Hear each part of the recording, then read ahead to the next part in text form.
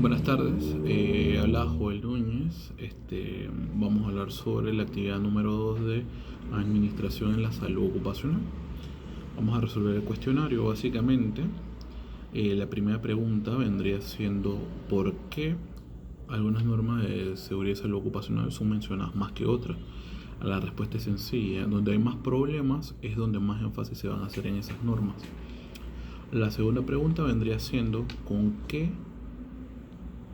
¿cuál es la necesidad de que un administrador de seguridad y salud ocupacional maneje las normas? Básicamente es mucho más sencillo una persona que conoce las normas poder convencer a nivel administrativo y a los colaboradores de seguir las normas de prevención y hacer mejorías. La tercera pregunta vendría siendo: ¿debería el administrador de seguridad y salud ocupacional intentar corregir todos los riesgos? Pues no, ya que es una propuesta muy real. Hay demasiados riesgos y no se pueden eliminar todos. 4. Tres categorías de riesgo respecto a la viabilidad de corrección. Bueno, existen tres tipos, los cuales no se pueden corregir por el tipo de construcción. Tienes los que se pueden corregir por medio de los de construcción que se pueden corregir, pero son económicamente no son viables, y tienes ambos que por construcción y que son económicamente viables. Entonces, el número 5 vendría siendo dos desventajas de reaccionar demasiado a riesgos menores. Básicamente vendría siendo puedes perder la credibilidad de la administración y perderías la oportunidad de hacer grande impacto en tus compañeros. La sexta pregunta vendría siendo: ¿en qué difiere un riesgo de seguridad versus uno de salud? Es básico. El riesgo de seguridad viene siendo un riesgo con un resultado agudo, mientras que el de salud vendría siendo algo crónico, que básicamente es algo que se extiende a medida que va pasando el tiempo. 7. Tres riesgos de salud y seguridad.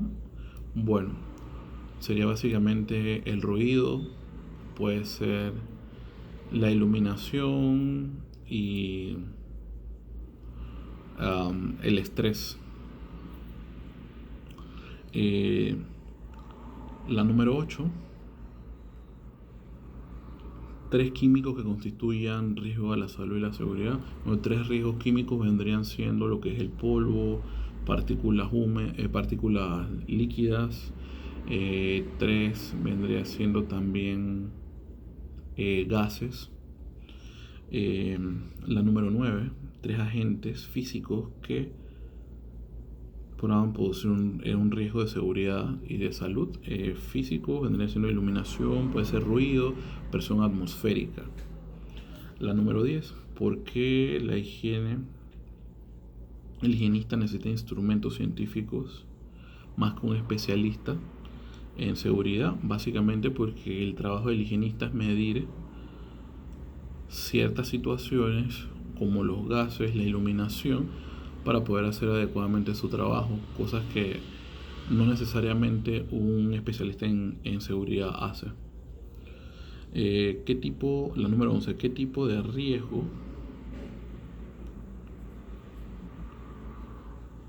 es más grave, uno de seguridad o de salud?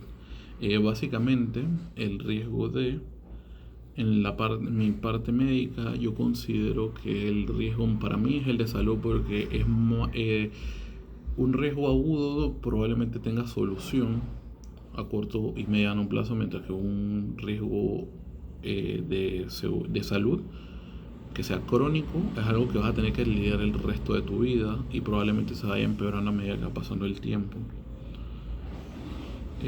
Número 12: aspectos de trabajo del administrador de seguridad y salud relacionados con personal.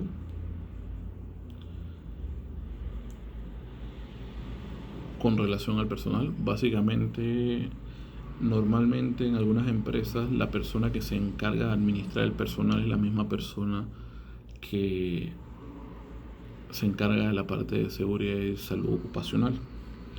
13, que es qué desventajas se asocia al colocar al administrador en aspecto de personal. Bueno, si tú lo pones a nivel personal, entonces tiene que lidiar básicamente con procesos como las compras, en el cual el vendedor, la persona que es comercial, no está preparado académicamente para poder saber cuál es la diferencia y qué normas aplican y cuáles no aplican, por lo cual la persona de seguridad de salud probablemente, al saber las normas, sepa cuáles son los más indicados. Ahora, ¿cuáles son las desventajas en colocarlo en el departamento legal? Básicamente, el problema es que iría directamente al campo de la confrontación y tendría roces con lo que es las organizaciones que se encargan de la regularización de las empresas a nivel normativo. Ahora vamos con el número 15, que es básicamente las comparaciones de las misiones de OSHA y la CPSC. La CPSC básicamente se encarga de normatizar lo que es el instrumental industrial desde el punto de vista del manufacturador, mientras que OSHA básicamente empieza a funcionar normando lo que es básicamente desde el punto de vista de el dueño de la empresa al comprar el aparato industrial. O sea, son dos puntos de vista, uno desde el que lo hace y uno desde el punto de vista del que lo compra. La 16 vendría siendo qué es ANSI y qué tiene que ver con seguridad y salud. ANSI es la American National Standard Institution, y básicamente tiene que ver porque es una empresa que hace normas y está abierta al público para sugerencias. Vamos con el número 17. Las comparaciones entre OSHA con EPA. Bueno, OSHA básicamente, como ya dijimos, es una normativa que se basa desde el punto de vista de el que compra el equipo, mientras que o sea, la parte de la seguridad en eso, mientras que EPA es una guía básicamente de seguridad ambiental. Entonces, esa sería básicamente la función de ellas dos, pero generalmente la misma persona que se encarga de la parte de seguridad y salud ocupacional se encarga de las dos, de la parte ambiental y de la parte industrial de la seguridad. Entonces, la 18. ¿Qué evento pasó en 1970 que aumentó la autoridad del director de seguridad y salud ocupacional?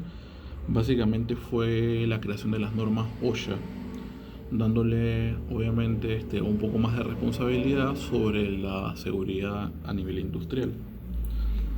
Ahora la siguiente es la 19, actitudes antes y después de aprobar las OSHA en las enfermedades a nivel ocupacional. Básicamente antes la enfermedad se encargaba de atender sucesos agudos, mientras que luego de la aprobación ya se encargaba parte de atender eventos agudos desde la prevención. La número 20, que sucedió en 1984, que generó un cambio al público y a la política. Básicamente eso fue un incidente que hubo en la India, donde hubo una fuga de gases que mató más o menos 2.500 personas y que no hubo, entre comillas, hubo más de 5.000 personas afectadas por el gas a nivel crónico que hasta el día de hoy siguen sufriendo esa enfermedad. 21.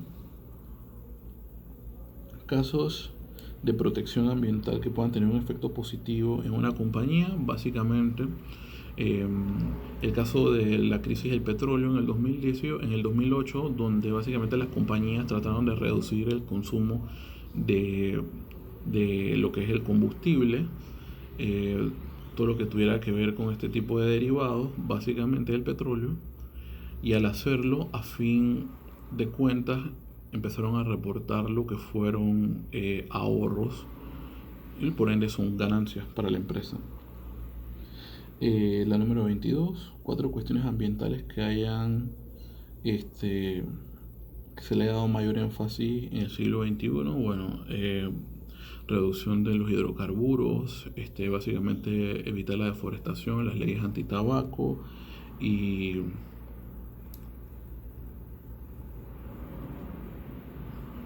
básicamente las energías alternativas también, la energía eólica, hidráulica, etcétera.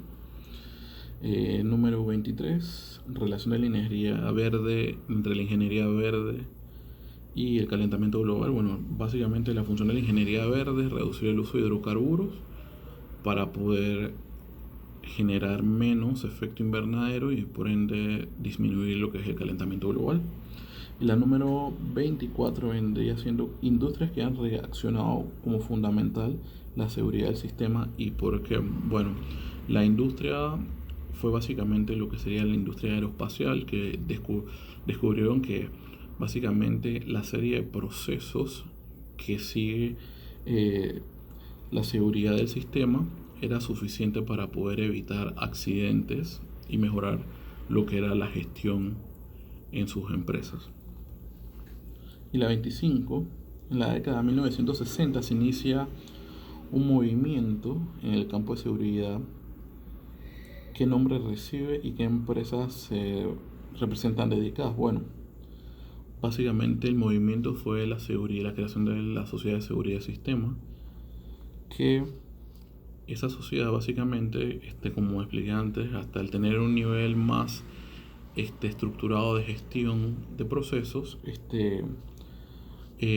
logró que empresas como Aeroespacial, las aerolíneas y las automotrices vieran como muy útil su tipo de procedimientos. Muchas gracias.